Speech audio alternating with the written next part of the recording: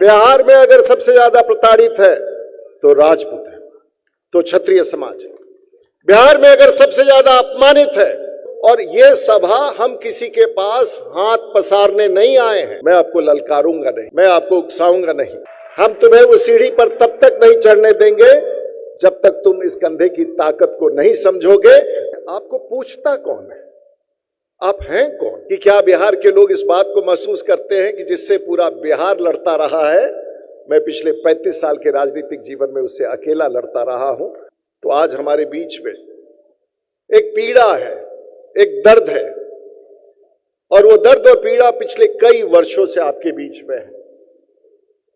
मैं हमेशा अपने आप को सीमित रखता था छपड़ा की धरती पर, और पिछले 30 साल से, और ईश्वर की कृपा है, छपड़ा के लोगों की कृपा है, बिहार के लोगों की कृपा है, मित्रों का आशीर्वाद है कि मैं आज 7 बार का सांसद बन चुका हूं। और एक बार श्रेयसी जी के और सुमित जी के पिताजी के साथ मुझे विधायक रहने का मौका मिला, जब 1990 में एक लंबी यात्रा करके मुझे महसूस हुआ कि कहीं ना कहीं मेरा एक बड़ा दायित्व है जो अपने समाज के प्रति है। लोगों ने कहा कि देश के तमाम उन नेताओं को बताइए कि जो क्षत्रिय समाज से है। आयोजकों ने कहा कि हम इस आयोजन को छोटा ही रखेंगे, इसे बिहार केंद्रित रखेंगे, और बिहार के ही आने वाली पीढ़ी को, चाहे वो श्रेयसी हो, सुमित हो, नीरज कुमार बबलू हो, संजय टाइगर हो, ऐसे सुवर्णा हो, राजिता हो, ऐसे ही भविष्य को तलाशने के लिए आज हम यहाँ एकत्रित हुए हैं। नेतृत्व अब आपके बीच से निकलेगा और बिहार का भविष्य भी आपके बीच से निकलेगा। कई स्थानों पर तो हम बहुत मजबूत हैं, और औसतन जब अपने क्षत्रिय समाज की बात होती है तो हम लोग आरा, बक्सर, छपरा, सिवान की बात करके वहीं तक सीमित हो जाते हैं। लेकिन बहुत ऐसा स्थान है जहां हमारे मित्र बहुत ताकतवर हैं, चाहे कटिहार का वो छोटा सा गांव हो, सुपौल का हो, अररिया का हो, बांका का हो, जमुई का हो, किशनगंज हो, भागलपुर हो, नालंदा हो, जहानाबाद हो, अरवल हो। और आज की सभा में मैं बताना चाहूंगा कि हमने सभा की भीड़ नहीं जुटाई है, हम उन क्षत्रिय समाज के उन क्रांतिकारी नौजवानों का एक सम्मेलन आयोजित किया है जो बिहार के कोने कोने से आए। लेकिन आज सभी दलों के लोगों को निमंत्रण दिया गया, आज सभी लोगों को इस कार्यक्रम में बुलाया गया, क्योंकि एक ऐसा आयोजन का इस मित्र मंडलियों ने आयोजन किया था। और मैं आभार व्यक्त करना चाहूंगा उन बहनों का जो हमारी दाहिनी तरफ बैठी हुई है, और ये वो है जो हमारी असल ताकत के रूप में उभर करके आने वाले बिहार को सजाए। कई सारे बड़े भाई आए हैं, कैसे नौजवान आए हैं, आयोजन समिति और इस मंच पर सभी का मैं विशेष रूप से आज इस बात को मैं फिर दोहराना चाहूंगा कि क्या बिहार के लोग इस बात को महसूस करते हैं कि जिससे पूरा बिहार लड़ता रहा है, मैं पिछले 35 साल के राजनीतिक जीवन में उससे अकेला लड़ता रहा हूं। क्या पूरे इस बिहार को जानकारी है या नहीं? और अगर ये ताकत हमारे बीच में है, अगर ये राजनीतिक ताकत हमारे बीच में है, हमारे साथियों के बीच में है, तो आने वाला समय भी आपका बहुत ही खूबसूरत होगा। और मैंने भी प्रण ले लिया है कि अगले 4 महीने से 1 साल के भीतर आपका एक एक टोला जो बिहार में क्षत्रिय समाज में जहां कोई कमजोर हो, जहां कोई वंचित हो, जहां कोई शोषित हो, मैं उसके पास तक पहुंचने का प्रयास करूंगा। ये मेरा संकल्प है। बहुत लोगों को यह पता नहीं है कि मेरी राजनीतिक यात्रा कहां से शुरू हुई है। मैं छात्र जीवन में पंजाब विश्वविद्यालय में था, चंद्रशेखर जी के साथ काम करने का मौका मिला, और वहां से आकर के बिहार में विधायक बना। 5 साल तक विधायक रहा।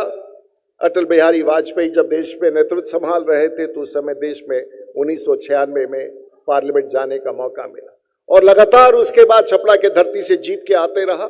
भारतीय जनता पार्टी के जो भी पद हो सकते हैं अध्यक्ष के अलावा, उन सभी पदों पर रहने का मुझे मौका मिला।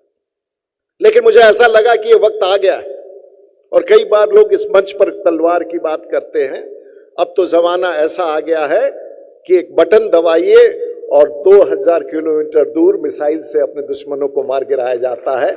समय बदल गया है, और मुझे लगता है कि इस बदले हुए समय को हमें स्वीकारना चाहिए। मैं कुछ विषयों पर आपके बीच में जाऊंगा। मैं आपको ललकारूंगा नहीं, मैं आपको उकसाऊंगा नहीं, लेकिन इतना तो जरूर कहूंगा कि हमारे में कुछ ऐसी ताकत है, हम वैसे मजबूत सीढ़ी हैं जिसके कंधे पर सवार होके कई लोग उस ऊंचाई पर पहुंच जाते हैं। दुर्भाग्य इस बात का है, इस कंधे को सीढ़ी बना के तुम ऊंचाई पर जाते हो और उस ऊंचाई पर पहुंचने के बाद सबसे पहले उस सीढ़ी को लात मार के तुम नीचे गिरा देते हो। हम तुम्हें उस सीढ़ी पर तब तक नहीं चढ़ने देंगे जब तक तुम इस कंधे की ताकत को नहीं समझोगे। मैं उस सीढ़ी पर अब तुम्हें चढ़ने नहीं दूंगा। पता नहीं मेरी बात कुछ लोग समझ पा रहे हैं कि नहीं, लेकिन एक समय आ गया है जब आने वाली पीढ़ी के लिए रास्ता दिखाना है। लोगों को लगता होगा कि मैं अपने लिए बोल रहा हूं, मुझे चिंता है आपके आने वाली पीढ़ी के लिए, मुझे चिंता है इस मंच पर बैठे हुए पीढ़ी के लिए। अगर किसी को इस गलतफहमी में है कि मैं अपने लिए करना चाहता हूं, तो मैं आपको बता दूं, ईश्वर की कृपा से और मेरे परिवार और मेरे माँ बाप और मेरे परिवार की कृपा से और दोस्त मित्र मेरे वोटरों की कृपा से मुझे ईश्वर ने जितना दिया है, शायद बिहार की धरती पर बहुत कम लोग को ऐसा अवसर प्राप्त होता है। और अगर मैं अपने आप का अगला जीवन का कुछ भाग जो बचा हुआ है, पता नहीं आप लोग क्यों नहीं समझते हैं कि मैं भी अब एक सीनियर सिटीजन हूं। ये समझने से इनकार क्यों करते हैं? और अब तो बहुत कम समय बचा हुआ है। पता नहीं, ये हमेशा आप लोग समझते हैं कि वो दूसरा विषय है कि मैं फाइटर विमान उड़ा लेता हूं, वकालत कर लेता हूं, ये कर लेता हूं, लेकिन मैं भी अब बिहार में देश का एक सीनियर सिटीजन हूं। कम से कम अब राजीव प्रताप रूडी को तो सीनियर सिटीजन मान लीजिए।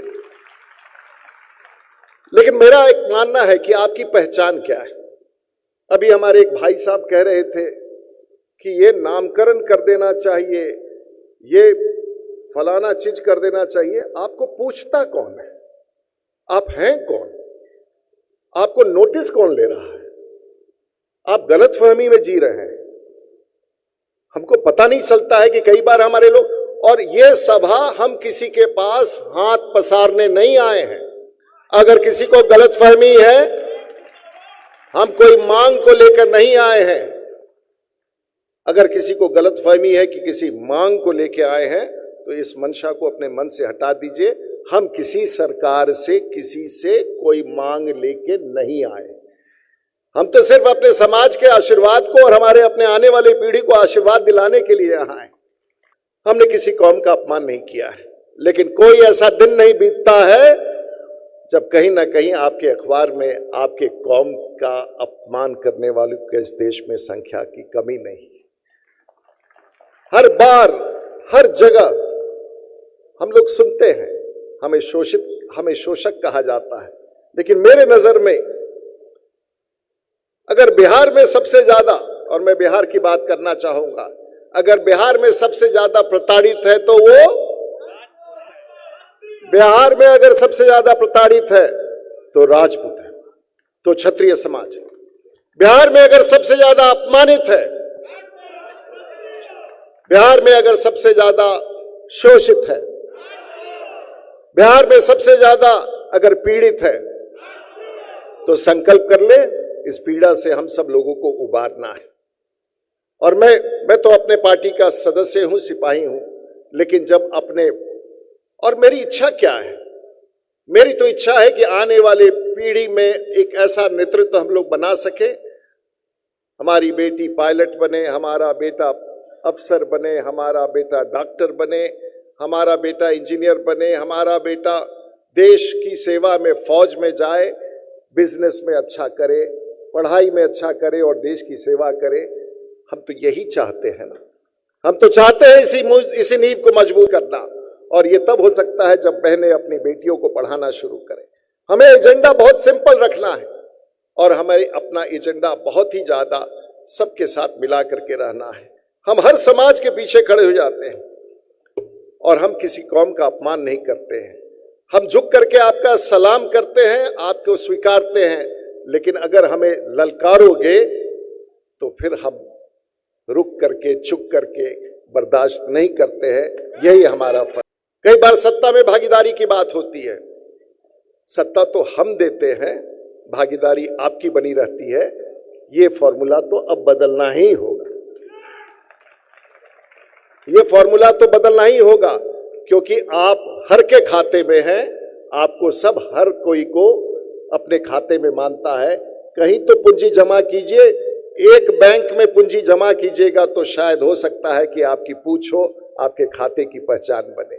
आपका खाता तो नॉन परफॉर्मिंग एसेट है, आप तो हर के हैं। तो एक बार तय कीजिए, जो भी हो जहां भी हो, कम से कम एक नारा के साथ जुड़ करके अपने आने वाली पीढ़ी को सजाने के लिए तैयार हो जाइए।